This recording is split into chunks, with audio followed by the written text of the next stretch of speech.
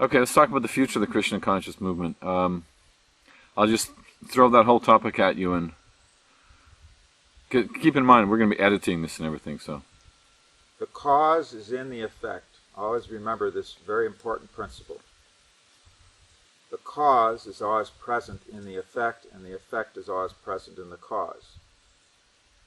Now we have actually, on the big picture, the really, really big picture, the macro picture, the macrocosmic picture, the spiritual sky picture, the ultimate of good and evil picture, we've got two causes. We've got His Divine Grace through the Prabhupada as one cause, and then we have the deviation as the second cause. Both of these have to play out because they're producing effects.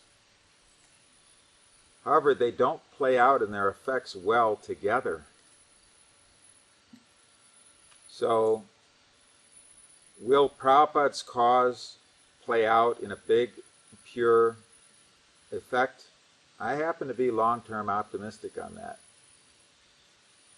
And even mid-term semi-optimistic. Short-term, of course, I'm not optimistic.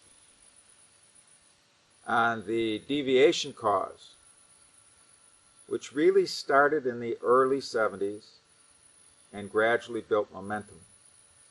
And then the epitome of it was the Mayapur 78.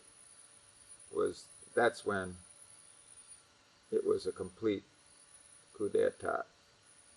Then the cause, the deviant cause, was then initiated. That's playing out now. Those effects are what we're mostly seeing now.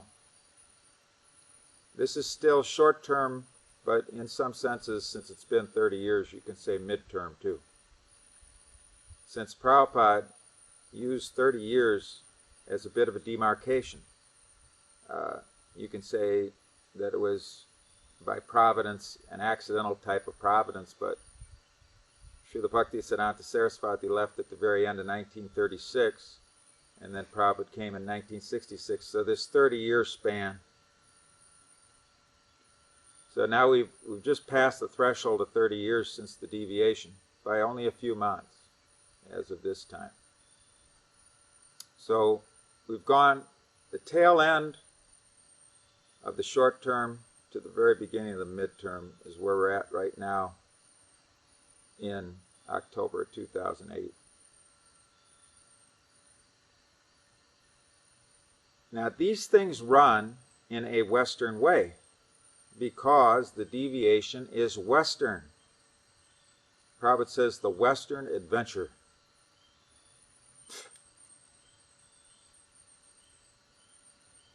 The big deviation of the spring of 78 was ultimately a Western energy which got conducted through an Eastern representative, but not really Eastern. Not the real thing. When we're using Eastern in the sense of being purely spiritual, purely devotional, the Guru Parampara saying that that's the epitome of Eastern, and it wasn't that Eastern. But the Western energy got conducted through because these concepts, for example, you take the New Age. One of the chief, New Age is all over the board, we know that, but one of the chief teachings that's accepted by virtually all New Agers, if not all, is that if you want to become something, you simply affirm to yourself that you are that right now. And then by that affirmation, you are that, you become that, you manifest that, because you've affirmed that that's what you are. So in that sense, from a New Age perspective, if they want to use the term guru, which sometimes they'll use, they would say, your guru, once you say that I am guru, your guru, is you fully believe it, you fully affirm it, then you are that. Even if you're not that, you are that, because it will be so. Now, what was one of the three things that was received besides the zonal acharya? The zonal acharya concept of dividing the world into 11 zones of which each guru, as a so-called Mahabhagavat, was supposed to have his devotees that he initiated in his zone. Besides that, what were the chief deviations the guy had entered in 78? Well, one of them was, just wear the uniform and you will become the soldier. In other words, the question was asked, what is the basis of these gurus? And the answer was, they were appointed as Ritviks just before Prabhupada left, which is true. And then the answer was, Ritvik Acharya, then it becomes as good as Acharya. But see, this is nescience. No. A Ritvik Acharya does not automatically become an Acharya when the spiritual master who he was representing before leaves. That is not correct. That is incorrect philosophy. So when that was given then, the embellishment was, the reinforcement was, just put on the uniform and you will become the soldier, which is the New Age concept. And New Age is Western. So what I'm saying is the Western energy entered through this Eastern conduit. And then there was Mat Guru Si Jagaguru, which laid the foundation for, well, I was a dog yesterday, and as far as I know, I'm still thinking I'm a dog today, but I was told by my spiritual master I'm a guru based on the so-called appointment of May 28th, 1977, which was not an appointment tape. When we all analyzed it, we see it very clearly. It was not. Neither was the July 9th letter an appointment to guru. Neither of them was. So, but on the basis that that was the delusion, then, well, I was a dog yesterday. Somehow or other, I'm a guru now, even though I don't understand how it is. And then Mat Guru Si Jagaguru, in order to deceive the disciples, in order to, and that was a quote, it is in order to deceive the disciples. In order to keep their faith, it must be Mat Guru Si Jagaguru, which is a slogan. It is a worn cliche in Bengali. It's simply a slogan, meaning, my guru, he's Jagaguru.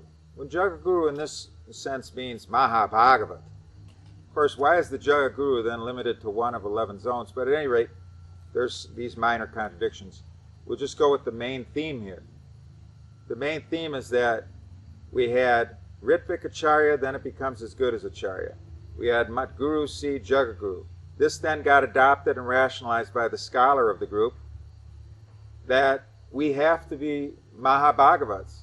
And then some Shastric reference was given that allowed this, even though this is just flat out dishonesty. Dividing the world into zones. Institutional gurudom because the governing body says, yes, these are the gurus. And Prabhupada didn't say, but upon the order of my GBC, he didn't say that. He said, but on my order, but by my order. So right now I'm describing, just to reiterate, I'm describing the deviation, which was a big cause, an ultra big cause, major cause, the heady day of the zonal acharya. We may look back at it with fondness because if we remember back, it was when John Denver was singing the Rocky Mountain High and all that, and there was an explosion of a kind of an energy of optimism during that time that just happened to correspond with it. So you may think, well, I remember those are happy times. I was so young then, etc. But from the spiritual perspective, that was a holocaust. That was a colossal cataclysm. It was a colossal hoax. It still is.